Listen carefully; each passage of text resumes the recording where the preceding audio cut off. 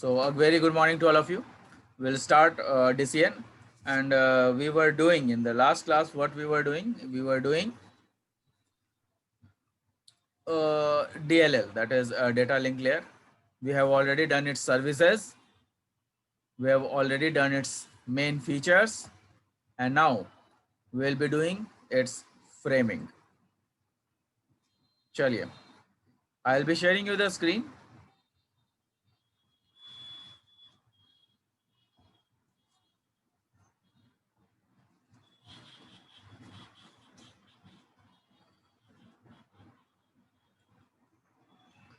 From here we will be starting.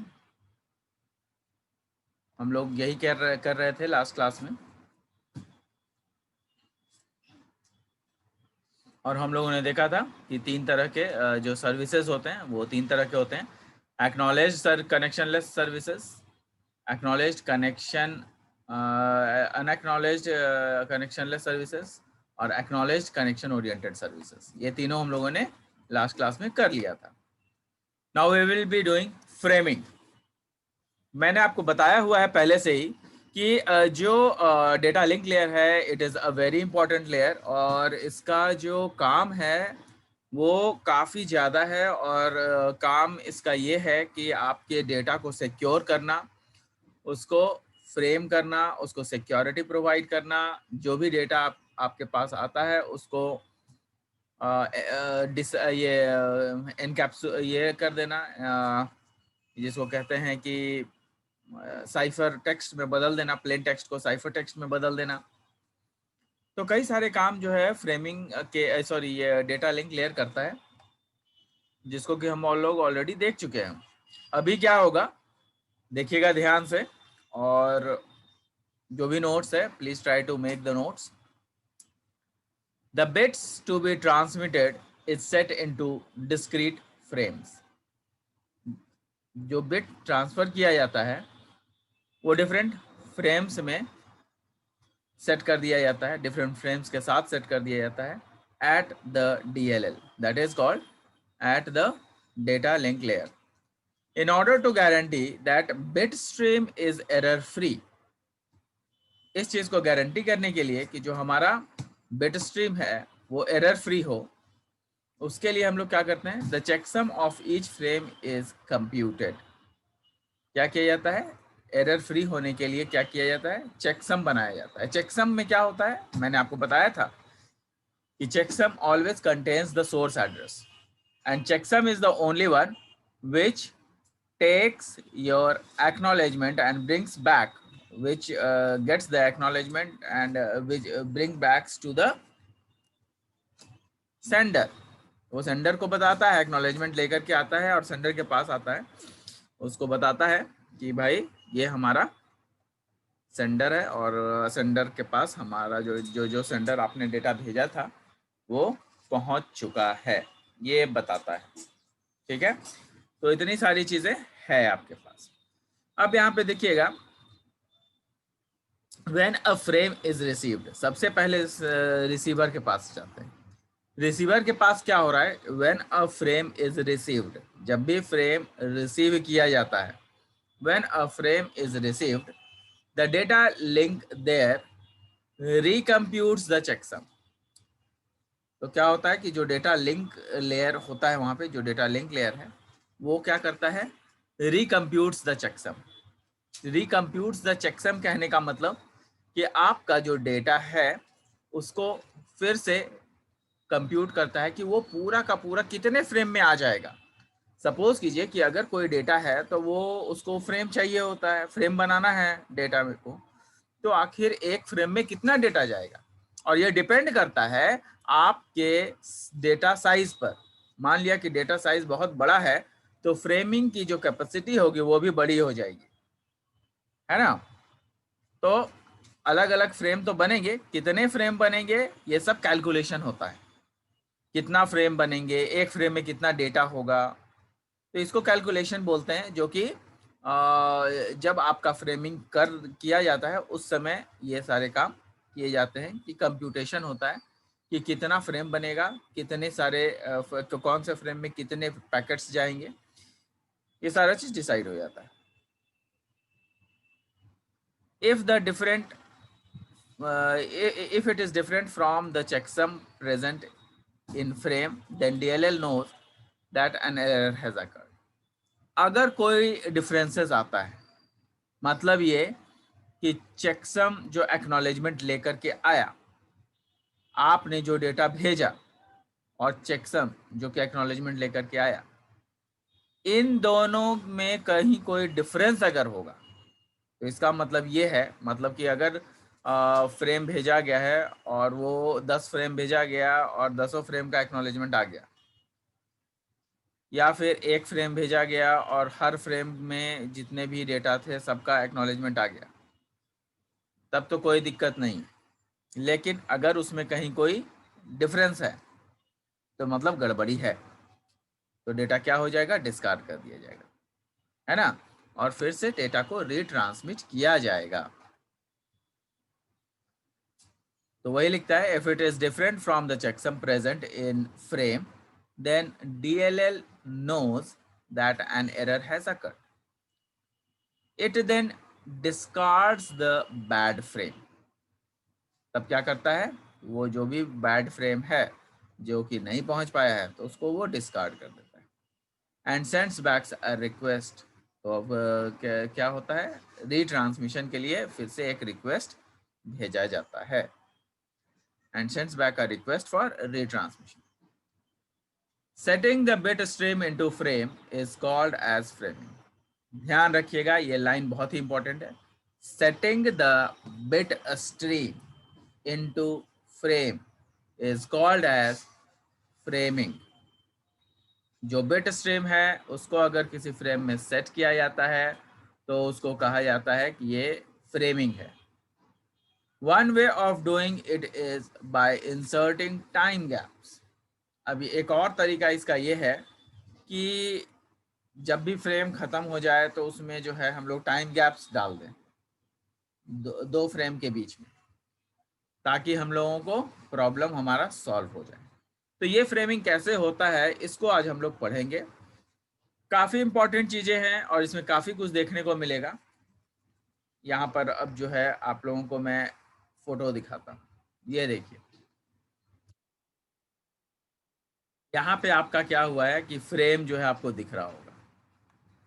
अब काफ़ी सारे यहाँ पे फ्रेम हैं, frame 1, frame 0, frame 1, frame 2, frame 3, और ये फ्रेम दोनों के बीच में ये टाइम गैप है, ये फ्रेम और ये फ्रेम दोनों के बीच में टाइम गैप है, ये फ्रेम और अगला फ्रेम जो आने वाला है उसके बीच में भी टाइम गैप है।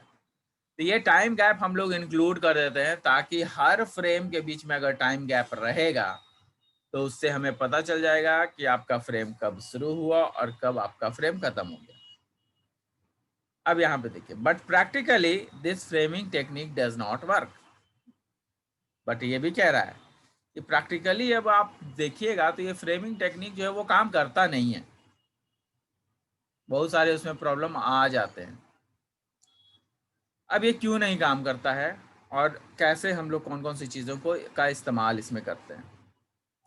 But practically this framing technique does not work satisfactorily because network generally do not make any guarantee because network generally do not make any guarantee about timing। तो जो आपका नेटवर्क है वो टाइमिंग का guarantee नहीं ले सकता है।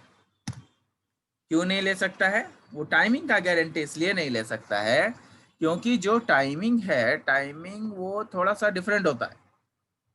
यहाँ पे जो है आपका नेटवर्क उस पे नहीं चलेगा कि आप जिस हिसाब से डेटा भेजिएगा नेटवर्क उस तरीके से काम करेगा, ऐसा नहीं होता है। नेटवर्क के हिसाब से आपको चलना है या आपके डेटा को चलना है ना। तो because network generally do not make any guarantee about timing, therefore some framing methods are devised. तो कुछ फ्रेमिंग मेथड्स को अपनाया जाता है। अब ये फ्रेमिंग मेथड्स है क्या, तो यहाँ पे जो फ्रेमिंग मेथड्स है वो है, सबसे पहला कैरेक्टर काउंट, दूसरा starting and ending character with character stuffing, तीसरा starting and ending flag with bit stuffing, चौथा फिजिकल लेयर कोडिंग वायलेशन। ये 4 तरह के आपके एनकोडिंग टेक्निक हैं, जो आपके फ्रेमिंग टेक्निक हैं, फ्रेमिंग मेथड्स हैं। इसको जो है अपनाया जाता है और इसको ध्यान में रखा जाता है। नाउ अब ये कैसे कैसे ध्यान में रखते हैं। सो देखिए, सबसे पहला है कैरेक्टर काउंट। कैरेक्टर काउंट में क्या होता है कि in this method a field in the header is used to specify the number of characters in the frame. अब जब ये फ्रेम भेजा जाता है तो उसमें कैरेक्टर्स को हमेशा ध्यान में रखा जाता है कि भाई कितने कैरेक्टर भेजे जा रहे हैं, और ये फील्ड में हेडर होता है उसके अनुसार किया जाता है। इन दिस मेथड साफ साफ लिखा हुआ है, इन this method a field in the header, header में एक फील्ड होता है विच इज यूज्ड, जिसको कि यूज किया जाता है to specify the number of characters, जो कि कैरेक्टर्स, नंबर ऑफ कैरेक्टर्स जितना फ्रेम में है वो स्पेसिफाई करके रखता है। This number helps the receiver to know the number of characters. अब यही कैरेक्टर नंबर के कारण जो है रिसीवर पहचान पाता है कि अच्छा, हमारे पास जो इस फ्रेम में जो आपका कैरेक्टर आ रहा है, जो डेटा आ रहा है, वो 7 है, 8 है, 20 है, 50 है, कितना है। तो this number helps the receiver, ये रिसीवर की बात हो रही है, this number helps the receiver to know the number of characters in the frame, है ना। तो ये जो है नंबर ऑफ कैरेक्टर्स इसमें लिया था, number of characters in the frame following this count. तो ये काउंट किया जाता है। अब वो कैसे होता है ये देखिए। अब आपका ये डेटा है फ्रेम 1 का, याद रखिए फ्रेम 1 इधर है, तो यहाँ पे आपका डेटा है। तो कैरेक्टर काउंट जो है वो आपको शो कर रहा है 3 1 2, ठीक है।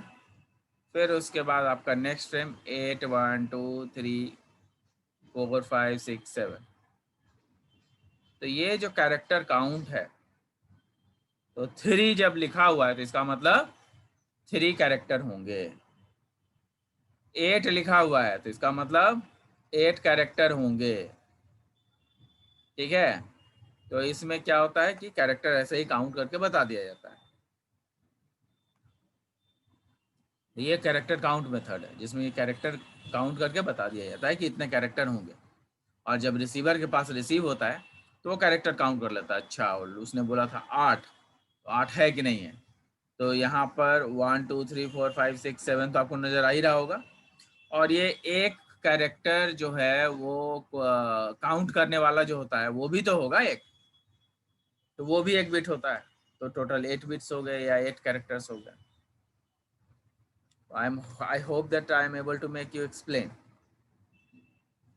और आगे देखिए, इसमें डिसएडवांटेजेस भी है। इसमें डिसएडवांटेजेस क्या है कि the disadvantages of this method is that an error can change the character count. अगर कोई फ्रेम में एरर आ जाता है तो वो पूरा का पूरा कैरेक्टर काउंट को चेंज कर देगा। जैसे 7 कैरेक्टर गया, 7 में कोई एक एरर आ गया, तो एरर जब भी आएगा तो वो 0 और 1 के फॉर्म में ही आएगा। आपका कैरेक्टर भी रहेगा तो 0 और 1 के फॉर्म में ही रहेगा। तो अगर आपका एक कैरेक्टर कहीं से भी नॉइज आ गया तो इसका मतलब एक कैरेक्टर भी चेंज हुआ तो इसका मतलब पूरा का पूरा फ्रेम खराब हो गया ना। तो ये एक डिसएडवांटेजेस है कि भैया वो तो काउंट तो करेगा, काउंट तो उसको भी कर लेगा, एरर को भी काउंट कर लेगा वो। तो इसीलिए जो है ये मेथड उतना काम नहीं किया कैरेक्टर काउंट। देखिए, this the disadvantage of this method is that an error can change the character count if the wrong character count is received, then the receiver will get out of synchronization। तो अब क्या होगा कि अगर character count number जो है वो change हो गया, मान लिया 8 कैरेक्टर था, एरर इंट्रोड्यूस हो गया, उसमें कहीं कोई चेंजेस आ गए, तो क्या करेगा कि जो रिसीवर है वो उस सिंक्रोनाइजेशन से निकल जाएगा, वो बाहर हो जाएगा, और नेक्स्ट बिट कहाँ से शुरू होगा ये उसको पता नहीं चलेगा तो पूरा का पूरा फ्रेम ही खत्म हो जाएगा। उसको पता ही नहीं चलेगा कि नेक्स्ट फ्रेम कहाँ से शुरू होने वाला है, क्योंकि कैरेक्टर काउंट में तो आपका दिक्कत हो गया ना, कैरेक्टर काउंट तो बदल गया, खराब हो गया। तो ये सारी चीज़ें इसमें दिक्कतें हैं। नेक्स्ट है starting and ending character with character stuffing. Starting and ending character with character stuffing, ये एक है। अब ये क्या है, सो सुनिए।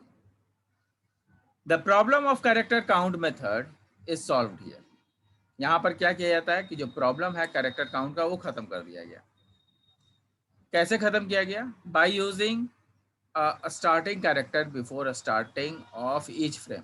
जब भी कोई फ्रेम स्टार्ट होता है तो वहाँ पे वो एक स्टार्टिंग कैरेक्टर हम लोग लगा देते हैं, और जब एंड होता है कैरेक्टर तो एंड के पास भी एक एंडिंग कैरेक्टर डाल देते हैं।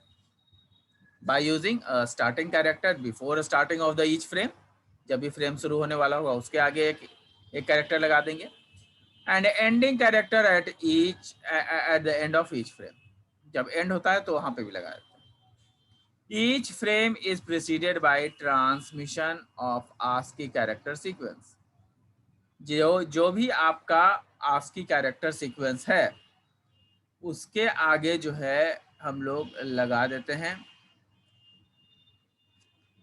और ईच फ्रेम इज प्रेसिडेड मतलब कि आगे और पीछे दोनों के, हर फ्रेम के आगे और पीछे जो है वो कैरेक्टर स्टफिंग हो जाता है। और ये स्टफिंग कौन कौन सा होता है? एक होता है डीएलई, एसटीएक्स। तो डीएलई जो है वो होता है डेटा लिंक स्केप के लिए, ये डेटा लिंक स्केप के लिए। जबकि एसटीएक्स क्या होता है? Start the text. ठीक है, इसको स्टार्ट द टेक्स्ट बोलते हैं। डीएलई को डेटा लिंक स्केप और एसटीएक्स को स्टार्ट द टेक्स्ट बोलते हैं। वही मैंने ब्रैकेट में भी लिखा है। DLE stands for data link escape, STX stand for start of the text.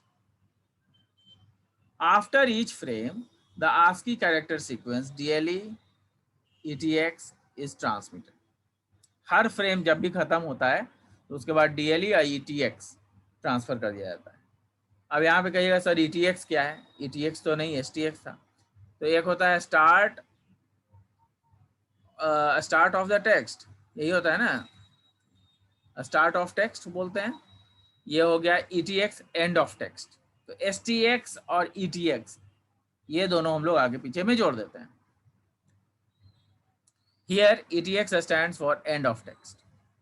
Hence, if the receiver loses the synchronization, it just has to search for DLE and STL. जैसे कि पिछला बार क्या हुआ था, होता था कि कैरेक्टर जो है वो मिस हो गया या कहीं से कोई नॉइज आ गया, कैरेक्टर में चेंजेस आ गए, तो उसको कंटिन्यू ही नहीं कर पाता था, दिक्कत होती थी कि भैया नेक्स्ट फ्रेम कहाँ से शुरू हो रहा है, पता ही नहीं चलता था। यहाँ पर क्या हुआ कि इसको फाइंड आउट क्या करना है कि भैया STX कहाँ है और ETX कहाँ है। STX मतलब स्टार्ट ऑफ द टेक्स्ट और ETX मतलब एंड ऑफ द टेक्स्ट। तो ये दोनों चीज उसको खोजना है, तो इसके लिए आसान हो गया। तो हियर द रिसीवर यहाँ पे ETX stands for end of the text. Hence, if the receiver loses the synchronization, अगर synchronization lose करता है तो it just need to search for DLE STX and DLE ETX. तो हमेशा जो है DLE STX और DLE ETX को खोजा जाता है। DLE क्या है? डेटा लिंक स्केप, है ना। अब यहाँ पे देखिए, यहाँ पर जैसे मान लीजिए कि MNO है, ये डेटा फ्रेम है, डेटा फ्रेम नेटवर्क है। तो क्या किया गया? STX आगे जोड़ दिया गया, DLE जोड़ दिया गया। स्टार्टिंग ऑफ द फ्रेम होता है STX और DLE डेटा लिंक स्केप, मतलब इसके बाद एक डेटा लिंक आपका आने वाला है, तो ये डेटा लिंक स्केप है। उसके बाद फिर आपका एक्चुअल आ गया और उसके बाद फिर DLE और ETX आ गया। तो यहाँ पे ये बता देता है कि MNO आपका जो है वो आपका डेटा है और DLE ETX जो है वो आपका एंड ऑफ फ्रेम है। Start of frame STX, end of frame ETX, उसके बीच में जो डेटा है उसमें के बीच में डेटा है। इन दोनों के अलावा इधर, इन दोनों के अलावा इधर। तो हर फ्रेम में जब भी फ्रेम भेजा जाता है तो उसके बाद उसको यही फाइंड आउट करना होता है कि भैया STX किधर है और ETX किधर है। STX अगर मान लिया कुछ फ्रेम गड़बड़ाया भी तो नेक्स्ट बार STX मिल जाएगा, तो पूरा का पूरा फ्रेम, सारा फ्रेम खराब होने का चिंता खत्म हो गया, है ना। तो ये होता है starting and ending character with character stuffing. याद रखिएगा, ये आपका है starting and ending character with character stuffing, ठीक है। नेक्स्ट चलते हैं हम लोग। नेक्स्ट है कैरेक्टर स्टफिंग, है ना। नेक्स्ट है कैरेक्टर स्टफिंग। कैरेक्टर स्टफिंग क्या होता है ये ध्यान में रखिए। The problem with the above, फिर इसमें प्रॉब्लम आ गया कि भाई DLE है, STX है, फिर DLE है, ETX है। ये तो एकदम क्लियर था पहले, लेकिन फिर उसमें प्रॉब्लम आ गया। अब उसमें प्रॉब्लम क्या है सो समझिएगा। कैरेक्टर स्टफिंग, नेक्स्ट जो है कैरेक्टर स्टफिंग का है। कैरेक्टर स्टफिंग में प्रॉब्लम आ गया। The problem with the above system is that the characters DLE, STX और DLE, ETX can be a part of data. अब समझिए, अब हुआ ये कि भैया DLE और STX तो आप भेज रहे हैं, लेकिन DLE, STX कहीं भी ऐसा भी तो हो सकता है कि DLE, STX जो है कैरेक्टर का ही पार्ट हो जाए। मतलब मेरा मैसेज ही है जिसमें कि DLE और STX लिखा हुआ है, तब क्या होगा। सपोज कीजिए कि मेरा मैसेज लंबा है और मेरे मैसेज के अंदर ये जैसे MNO मैंने मैसेज लिया था MNO, तो MNO की जगह मेरा कोई अगर अपना ही डेटा रहे जो कि STX और DLE हो, तब तो भाई प्रॉब्लम अराइज हो गया ना। वो तो समझेगा कि भाई यहाँ पे डेटा खत्म हो गया, या फिर से यहाँ से डेटा स्टार्ट हो रहा है, या DLE ETX यहाँ पर से डेटा खत्म हो गया यहाँ पे, तो ये समझेगा। लेकिन एक्चुअली में क्या है कि वो मेरा खुद का मैसेज ही है वो। तो इसके कारण जो है ये प्रॉब्लम आ जाता है कि जब मेरा मैसेज ही वही हो, तब जो है आपका इसमें ये काम करना बंद कर देता है, प्रॉब्लम आ जाता है। तो उसको कैसे हम लोग करेंगे। So they will misinterpret by, यहाँ पे देखिएगा, the problem with the above system is that the characters DLE, STX और DLE, ETX can be a part of data, so they will be misinterpreted. वो misinterpret कर लिया जाएगा by receiver as a start or end of the frame. This problem is solved by a technique called character stuffing. तो इसको, इस problem को solve करने के लिए एक कैरेक्टर स्टफिंग वाली चीज लाई गई, ठीक है। एक कैरेक्टर स्टफिंग वाली चीज लाई गई कि भैया एक कैरेक्टर स्टफिंग कर दो इसमें। कैसे करेंगे। The DLL at sending end inserts an ASCII DLE। DLL ने क्या करना शुरू किया, डेटा लिंक लेयर ने, कि जब भी डेटा सेंड करता है तो वो एक इंसर्ट कर देता है, अपने आप ही DLE कैरेक्टर को इंसर्ट कर देता है just before each accidental DLE। अगर मान लिया कि कोई मैसेज के अंदर में ही कोई DLE है, तो भाई एक और DLE डाल दिया जाता है। तो दो DLE जब देखता है कि दो DLE है तो एक DLE को डिस्कार्ड कर देता है और एक DLE को समझ लेता है कि नहीं वो डेटा का ही पार्ट होगा। तो दो साथ में अगर DLE मिल गए तो इसका मतलब जो है आपका डेटा का वो पार्ट है, एक DLE को डिस्कार्ड कर दिया जाएगा और बाकी DLE दो जो भी DLE के साथ है उसको ले लिया जाएगा। यहाँ पे यही होता है। The DLL at sending and insert an ASCII DLE character just before each accidental DLE character before in the data. The DLL at the receiving end will remove this DLE. DLL जो receiving end पे रहेगा वो क्या करेगा, इस DLE को remove कर देगा जो कि ऐड किया गया है शुरू में। क्यों, क्योंकि साथ में दो DLE है, तो एक DLE को वो हटा देगा before handling over to the data to the network layer. तो जैसे ही जब डेटा जब रिसीव किया जाएगा तो उस समय क्या किया जाएगा, उस DLE को हटा दिया जाएगा। Thus the framing DLE, STX और DLE, ETX can be distinguished from the, इसलिए जो है आपका DLE, STX और DLE, ETX जो है अब क्या होगा, वो डिस्टिंग्विश कर लिया जाएगा और जो भी डीएलई डबल में यूज हो रहा है उसमें से एक ठो को डीएलई को हटा दिया जाएगा। तो इसी को बोलते हैं कैरेक्टर स्टफिंग। पूरा डायग्राम वगैरह सब आपको मैंने दिखाया हुआ है, सारा डायग्राम सही से बनाना है, एग्जाम्पल को सही से एक्सप्लेन करना है। यहाँ पे देखिए वही चीजें हुई है, stx और dle आया, start the text, start of text, dle mn आया और mn के बीच में dle आ गया जो कि मैसेज का पार्ट है। तो मैसेज का पार्ट था तो एक और dle उसमें फिट कर दिया गया, स्टफ कर दिया गया। देखिए यहाँ पे लिख दिया गया स्टफ डेटा। अब जब स्टफ डेटा कर दिया गया और उसके बाद लास्ट में dle etx आ गया, तो मतलब ये तो एंड ऑफ टेक्स्ट है। तो इसको क्या किया जाएगा कि एक dle को इसमें डिलीट कर देगा और जो आपका मेन मैसेज है वो क्या निकलेगा, m dle और n। तो आपका एक्चुअल जो मैसेज है वो ये हो जाएगा। ठीक है। अब यहाँ पे इसके भी ड्रॉबैक हैं। तो इसके ड्रॉबैक क्या है? The main drawback of this ring method is that we have to use 8-bit characters and ASCII codes. इसको डालने के लिए हमें 8-bit कैरेक्टर और ASCII कोड का यूज करना पड़ता है। This problem can be overcome by using starting and ending flags. तो अब यहाँ पर क्या होता है कि जब आपका जो मेन ड्रॉबैक है उसका कि फ्रेमिंग में क्या होता है कि फ्रेमिंग मेथड में जो मेन ड्रॉबैक है वो है कि इसमें 8-बिट कैरेक्टर जो है यूज करना पड़ता है, 8-बिट कैरेक्टर या ASCII कोड को यूज करना पड़ता है। तो ये 8-बिट कोई जरूरी नहीं है ना कि हर में 8-बिट ही हो, तो 8-बिट कैरेक्टर इसमें डालना पड़ता है। This problem can be overcome, ये प्रॉब्लम जो है ओवरकम किया गया by using starting and ending flags. By हम लोग क्या करते हैं इसमें स्टार्टिंग और एंडिंग फ्लैग को यूज करते हैं विथ बिट स्टफिंग। तो इसमें हम लोग starting and ending flags with bit stuffing का यूज करते हैं। ठीक है। तो होपफुली आपको इतना समझ में आ गया होगा। तो starting and ending flags with bit stuffing हम लोग नेक्स्ट क्लास में शुरू करेंगे।